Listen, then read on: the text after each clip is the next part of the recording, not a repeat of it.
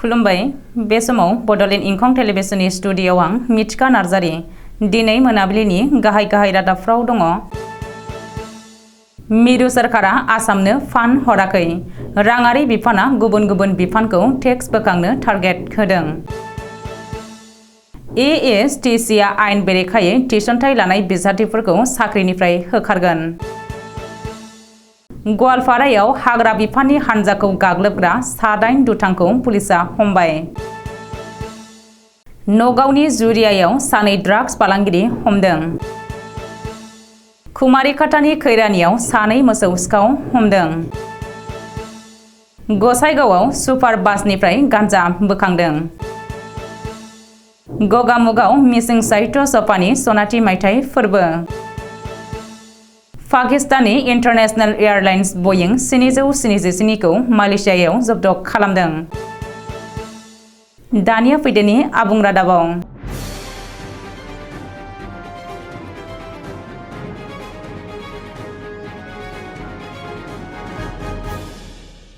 आसाम सरकारा गोब्राब राङारि जेंनायाव सैनांगासिनो। मुलाम्फागिरिफोरखौ मोनसेनि उनाव मोनसे बिथांखिजों सोमोनांहोनाय रायजो सरकारा राङारि आंखालाव गोग्लैनायखौ सिमान लायाखैब्लाबो दाहारनि सायाव दाहार लानायानो सोरखारारि राङारि आंखालाव गोग्लैदों बेनि इसारा होदों। बेनि गेजेरावनो रायजो सोरखारारि राङारि बिफाना गुबुन बिफानखौ टेक्स बोखांनो टार्गेट होनाया सोरखारनि राङारि आंखालाव गोग्लैनायखौ रोखा खालामनानै होदों। मिथिनो हानाय बायदिब्ला हिमन्त बिश्व शर्मा दैदेननाय सोरखारा रायजो राजानि खर'आव गिलिर बिबान होनानै गुबुन टेक्स बांहोनो थियारि जादों। रिपर्ट बायदिब्ला रायजो सोरखारनि राङारि बिफाना मोन' बिफानखौ गासै 35,137 कौटि रां टेक्स बोखांनो थाखाय टार्गेट होदों।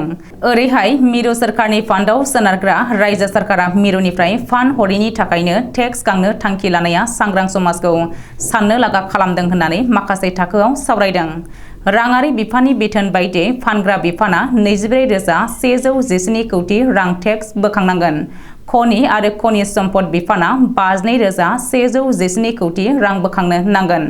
बेबायदिनो रेभिनिउ बिफानखौ 1,434 कौटि, आबखारि बिफानखौ 3,015 कौटि, हान्थामेला बिफानखौ 1,435 कौटि आरो हाग्रा बिफानखौ 1,010 कौटि रां टेक्स बोखांनो थाखाय राङारि बिफाननिफ्राय टार्गेट होदों। राङारि बिफाना गुबुन बिफानखौ बेबायदि टार्गेट हरनायनि उनाव बे बिफानफोरा बायदि टेक्स बानायनायजों लोगोसे मुवा बेसादनि बेसेन बांहोनानै सरासनस्रा रायजो राजाफोरनि बिबानखौ गिलिरसिन खालामगोना रोखा। आयेन बेरेखायै थिसनथाइ लानाय बिजाथिफोरखौ साख्रिनिफ्राय होखारगोन आसाम स्टेट ट्रेन्सपर्ट कर्परेसन सुंद'यै एएसटीसीआ। बे खेबाव आसाम रायजोआरि हान्थामेला बिफानाव आयेन बेरेखायै थिसनथाइ होनायनि हेंथायै गोख्रों राहा लादों रायजो सोरखारा। हान्थामेला बिफाननि सा 777 मावफारियाफ्रा साख्रि गोमाजागोन। आसाम स्टेट ट्रेन्सपर्ट कर्परेसना हान्थामेला बिफानाव आयेन बेरेखायै थिसनथाइ लानाय सा 777 मावफारियाफोरखौ साख्रिनिफ्राय होखारगोन होननानै दिनै मोनसे खौरां ओंखारदों। गोख्रों अजद थिखांनाय बायदिब्ला आनन्द प्रकाश तिवारी आरो खगेन्द्रनाथ चेटियाया मेनेजिं डाइरेक्टर महरै मावबिबान लानाय समाव आसाम स्टेट ट्रेन्सपर्ट कर्परेसनाव सा 2,274 बिजाथिफोरखौ थिसनथाइलाइनि नेमखान्थिफोरखौ मानियालासे गुबुन मासनि साख्रियाव थिसनथाइ होदों। आनन्द प्रकाश तिवारी आरो खगेन्द्रनाथ चेटियामोना बै बिजाथिफोरखौ जायखिजाया इन्टारभिउ लायालासे साख्रियाव थिसनथाइ होदोंमोन। बबेखानि बे जाथायनि सायाव गोख्रों नायबिजिरनांगौ आरो नायबिजिरनायाव बेखौ सैथो होननानै मोनोब्ला सोरखारनि नेमखान्थिखौ नेवसिनाय आरो सोरखारनि हेंथायै बिफाननि हाबाखौ मावनायनि थाखाय एएसटीसीनि एमडीखौ जाहोन खिन्थानो बिथोन होनाय नटिस जारि खालामनांगौ होननानै दाबि दैखांदों। बेनि उनाव हान्थामेला बिफाना एएसटीसीनि टिकेयारि मावफारियाफोरनि फारसे नोजोर होनांगौ आरो आयेन बेरेखायै टिकेयारि आयदायाव थिसनथाइ लानाय मावफारियाफोरखौ गोख्रैनो साख्रिनिफ्राय होखारनांगौ। बे नायबिजिरनाय हाबाफारिया 60 सानसिम सोलिगोन होननानै मिथिनो हादों। गवालपारा जिल्लानि कृष्णाई सालपारायाव हाग्रा बिफाननि मावफारियाफोरनि हान्जाखौ गाग्लोबग्रा 9 दुथांफोरखौ गवालपारा पुलिसआ हमनो हाबाय। हाग्रा बिफाननि मावफारियाफोरनि सायाव दंफां माफियाफोरा गाग्लोबनायनि उनावनो गवालपारा पुलिसआ गोख्रों अपारेसन खालामनानै बे जाथायाव लोब्बा थानाय 9 दुथांफोरखौ हमदों। हमजानाय सा-8 दुथांफोरखौ फारियै पद्रेश्वर राफा, महन राफा, सुरज राफा, प्रफुल्ल राफा, जुलिया एबा रजनी राफा, दंफां माफियाफोरा बाहायनाय ट्रेक्टर मालिक दुलाल राफा, सुरां दंफां फालांगिरि प्रहलाद राफा, ट्रेक्टर ड्राइभार आनन्द राफा होननानै सिनायथिनो हादों। मख'नो गोनांदि समबारखालि हराव गवालपारा जिल्लानि कृष्णाई सलपारानि हाग्रायाव दंफां माफियाफोरा दंफां दानबाय थानाय खौरां मोननाय लोगो लोगो हाग्रा बिफाननि मावफारियाफोरा बै जायगायाव थांदोंमोन। बे समावनो दंफां माफियाफोरा हाग्रा बिफाननि मावफारियाफोरनि सायाव सिखा, रुवा आरो जं लानानै गाग्लोबदोंमोन। बे जाथायाव हाग्रा बिफाननि 4 मावफारियाफोरा गोब्राब जोखोम जायो। बेनिनो सासे सुबुङा देहा फाहामसालियाव लांनाय समावनो लामा ससेयाव जिउ नागारो। बबेखानि दंफां माफियाफोरा हाग्रा बिफाननि मावथिफोरनि सायाव गाग्लोबनायनि उनाव गंसे मबाइल फन आरो गंनै सनानि आस्थामखौबो सिख'नानै लांदों होननानै मिथिनो हादों। नगाव जिल्लानि जुरियायाव पुलिस बिफाननि एन्टि ड्राग्स अपारेशन। बे अपारेशनाव नगाव पुलिसा दिनै 2 ड्राग्स फालांगिरि हमनो हादों। सुलुङाव फोरमायथिनाय बायदिब्ला स्रोद सुलुङाव खौरां मोननायखौ बिथा खालामनानै पुलिस बिफाना जुरियानि माहागुरियाव अपारेशन खालामनानै 2 ड्राग्स फालांगिरिखौ हमनो हादों। बबेखानि हमजानाय 2 ड्राग्स फालांगिरिखौ हाबिबुर रहमान आरो जालालउद्दिन होननानै सिनायथिनो हादों। रिपर्ट बायदिब्ला हाबिबुर रहमान आरो जालालउद्दिनजों लोगोसे मोनसे साबुन बक्सआव आबुं ड्राग्स, गंबा मबाइल फन आरो नोगोद 12,000 रांखौ पुलिसा जब्द खालामनो हादों। जालालउद्दिना माखासे सम सिगांनिफ्रायनो पुलिसनि मेगनाव हाद्रि सारनानै आयेन बेरेखायै ड्राग्स फालांगिरिखौ सालायगासिनो दंमोन होननानै पुलिसा सुलुङाव फोरमायदों। कुमारिकाटानि खैरानियाव 2 मोसौ सिखाव हमजादों। बाक्सा जिल्लानि बेन्दोंआव थानाय कुमारिकाटा खैरानियाव 2 मोसौ सिखाव हमनो हादों। मिथिनो हानाय बायदिब्ला थांनाय हराव कुमारिकाटा खैरानि गामिनि थागिरि सोमलाल किस्कुनि नखरनि गलिनिफ्राय 2 सिखावा 2 मोसौ खावनानै लांदोंमोन। नाथाय 2 मोसौखौ हरनि समाव बागानपारा फारसे लाबोबाय थानाय समावनो जायगानि रायजोफोरा हमनो हायो। 2 मोसौ सिखावखौ हमनानै दोननानै बागानपारा पुलिसनो खौरां हरो आरो उननि समाव 2 मोसौ सिखावखौ बागानपारा आउटपस्टनि पुलिसनो गथायनानै होयो। बबेखानि हमजानाय 2 मोसौ सिखावखौ हामजुल हक आरो साइदुल रहमान होननानै सिनायथिनो हादों। ओरैहाय गावनि गलिनिफ्राय 2 मोसौ खावजानायनि हेंथायै सोमलाल किस्कुआ कुमारिकाटायाव एजाहार होयो आरो बागानपारायाव 2 मोसौ सिखाव हमजानाय खौरांखौ मोननायनि उनावनो कुमारिकाटा पुलिसा बागानपारा आउटपस्टआव फैनानै 2 मोसौ सिखावखौ कुमारिकाटा आउटपस्टसिम लानानै थाङो आरो बे जाथायनि सायाव नायबिजिरनो जागायो होननानै मिथिनो हादों।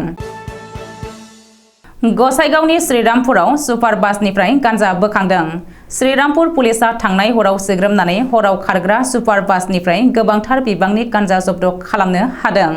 नसुं रायजो मेघालयनिफ्राय फैनाय गंनै सुपार बासनिफ्राय बोखांदों गोबांथार बिबांनि गांजा। सोनाब बंगनि सिलिगुरि फारसे थांगासिनो दंमोन गंनैबो सुपार बासआ। सुलुङाव फोरमायथिनाय बायदिब्ला सिमालटापु पुलिसा थांनाय हराव श्रीरामपुराव WB73F3135 नम्बरनि सीमा 5 स्टार ट्रेभेल आरो जयराम कृष्ण मुंनि गंनै सुपार बासनिफ्राय गोबांथार बिबांनि गांजा जब्द खालामनो हादों। बबेखानि स्रोद सुलुङाव खौरां मोननायनि उनावनो सिमालटापु पुलिसा श्रीरामपुर गेटआव सिग्रोमनानै गंनै बासनिफ्राय गांजाखौ बोखांनो हादों। बेनि उनाव सुपार बासनि हान्थियारिफोरखौबो पुलिसा जेरा खालामदों होननानैबो मिथिनो हादों। धेमाजि जिल्लानि गगामुगाव 29 मे 2023 खालारखालि मिसिं साहित्य सभानि सनाथि मायथाइ फोरबो फालिथाय आरो 24थि 3 बोसोरारि जथुम्माया जानानै थाङो। बे जथुम्माजों लोब्बा लाखिनानै खुंनाय सोलोंथाइनि बिजों महरै बिमा राव आरो हायुङारि सोलोंथाइ खान्थि 2020 आयदानि सायाव खुंनाय सावरायमेलाव सासे सावरायगिरि महरै इटसानि गाहाय नेहाथारि कमलाकान्त मुसाहारिया बाहागो लानानै आथिखालनि गोदान सोलोंथाइ खान्थि आरो जेंनाफोरनि सायाव गुवारै बुंफ्रुनानै बिबुंथि होदोंमोन। जाय समाव गाहाय मन्त्रि नरेन्द्र मदि, मिरुनि नखर मन्त्रि अमित शाह आरो मिरुनि सोलोंथाइ मन्त्रि धर्मेन्द्र प्रधान मोनहा गोदान हायुङारि सोलोंथाइ खान्थि 2020 नि गेजेरजों भारतनि फिसा गेदेर मोनफ्रोमबो बिमा रावखौ सोलोंथाइनि बिजों महरै गनायथि होनो गनायथि आरो मोनथाय होदों आरो गले गले बिमा राव बिजोंनि सोलोंथाइयासो साबसिन सोलोंथाइनि बिजों होननानै फोसावबाय थादों। बे समावबो आसाम सरकारा मिसिं, कार्बि, राभा, टिवा, दिउरि आरो डिमासा बिमा रावखौ सोलोंथाइनि बिजों महरै गनायथि होनानै आसाम मन्त्रि आफादनि केबिनेटनि गनायथि होनो हायैया जोबोद दुखुनि बाथ्रा। मानोना मिसिं, राभा, टिवा, देउरि बिमा रावखौ सोलोंथाइनि थाखो 5 सिम सोलोंथाइनि बिजों महरै फरायनायनि उनाव बिथांमोना थाखो 6 निफ्राय असमिया बिजोङाव फरायगोन।